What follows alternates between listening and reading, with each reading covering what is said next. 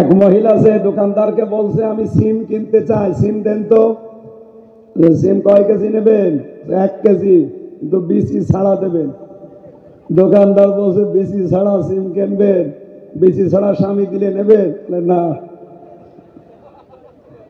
BC ছাড়া স্বামী চান না, বিসি ছাড়া সিম চান। মানে আমার মনে হয় এই যে বিচারপতি, একটা সুপ্রিম কোর্টের বিচারপতি এই শয়তান, অথচ ওর বিসি উড়ে গেছে এমনি না, কোরআনের পাখিকে মিথ্যা সাজা দিয়েছিল শয়তান। ও বলেছিল যে আল্লামা সাঈদীকে আমি ফাঁসি দিতে পারলাম না, এটা আমার জীবনের আফসোস। আল্লাহ এখন ওরে দেখাচ্ছে। এই কথা বলেন না কেন?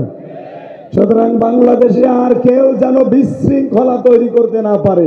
ওয়ালা তুফসিদু ফিল আরদি বা'দা ইসলাহিহা, জমিন শান্ত হয়ে যাওয়ার পরে কেউ যদি বিশৃঙ্খলা করে, ও আল্লাহর টার্গেট। কথা বলেন না কেন? শুধু আল্লাহর টার্গেট না, ইউনূসেরও টার্গেট। ইউনূস এই কর্মসূচি হাতে নিয়েছে। বিশৃঙ্খলা করলে অপারেশন ডিভেল হান্ট, শয়তানের খোঁজে চালু করেছে। এই ফেব্রুয়ারির 5 তারিখ থেকে আরম্ভ হয়েছিল আযাবুল বুলডোজার। নাম শোনেননি? কি আযাব? আযাবুল বুলডোজার যা আরম্ভ হয়েছিল, আমার মনে হয় এটা অব্যাহত থাকার দরকার ছিল।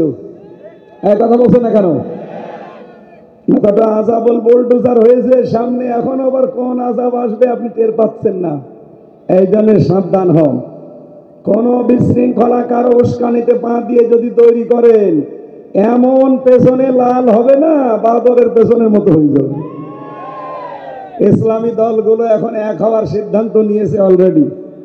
বিশেষ করে 12টা ইসলামী দল, তারা বলছে আমরা ইসলামের পক্ষে একটা বাক্স দিতে চাই। এটা জালেমরা তো পালিয়েছে, এদেশে অনেক মুনাফিক আছে, তারা এখন কায়দা কৌশল করে কি করবে, টাকা পয়সা তো খরচ করার জায়গা নেই, দেখছে তো গেল। তখন সিলেটের জয়ন্তপুরের কিছু আলেম নামে জালেমকে 3 কোটি টাকা দিয়েছে, দিয়ে বলেছে বলবে যে জামাত ইসলামের আকীদা ভালো না, ওরা দাড়ি ছোট ছোট রাখে, ওরা টুপি মাথায় দেয় না, ওরা পর্দা করে না, ওদের সাথে জোট করা যায়ছে।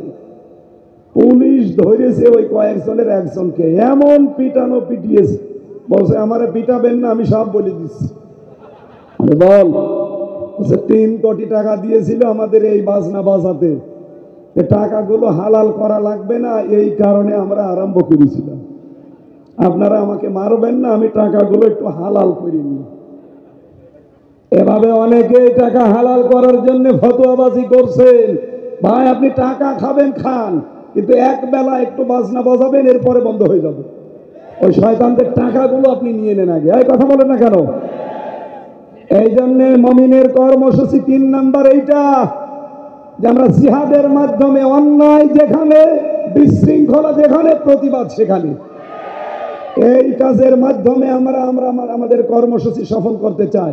4 নাম্বারটা পাবেন সূরা তাওবায়। কোন সূরা? বলেন 119 নাম্বার আয়াত, ভালো মানুষের সাথে রাখা লাগবে। 5 নাম্বারটা আছে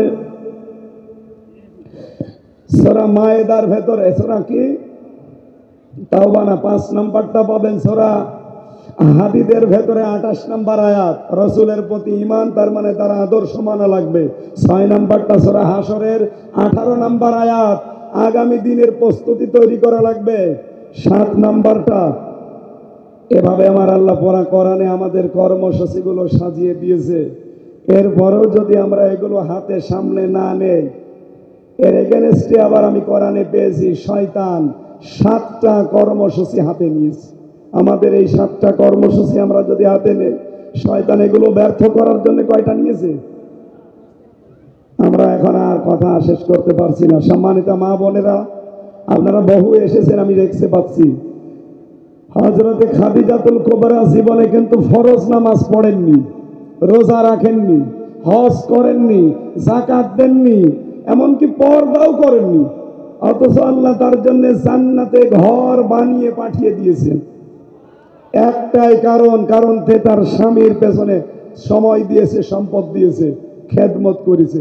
এজন্য আপনার জীবনে যা হয় হয়ে যাক, স্বামীকে গুরুত্ব দেবেন, আশা করছি স্বামীর সন্তুষ্ট অর্জন করতে পারলে আপনিও খাদিজাতুল কুবরার সাথে জান্নাতে যেতে পারবেন।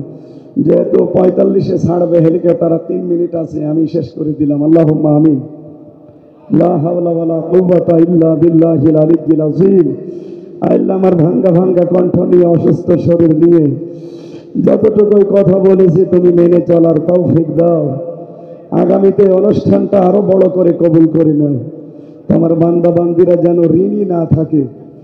এলাকায় মাটির নিচে যত কবর আছে তুমি মাফ করে দাও। মাওলানা আব্দুল লতিফ সহ যত মানুষ এই মাহফিলে যুবক খেদমত করেছে, আল্লাহ যুবকদেরকে কবুল করে নাও। মা বোনদেরকে তুমি খাদিজাতুল কুবরার মতো বানিয়ে দাও। তোমার বান্দা বান্দীদের দিল মন তুমি ইসলামের দিকে, এই মাহফিলের দিকে ঝুঁকিয়ে দাও। কোনো অভাব, কোনো ঋণ যেন তারা না থাকে। মাওলানা বজলুর রশিদ, মাওলানা আব্দুল বারী রশিদি, মাওলানা হোসাইন মাহফুজ, মাওলানা মুয়াজ্জিম ভাই সহ কত আলেমরা হাত তুলেছে। যারা অসুস্থ আমার মতো তাদেরকে শেফা দান করো। আগামীতে অনুষ্ঠানটা আরো বড় করে আল্লাহ কবুল করে নিও। মরণ আসলে যেন পড়তে পারি লা ইলাহা ইল্লাল্লাহু মুহাম্মাদুর রাসূলুল্লাহ।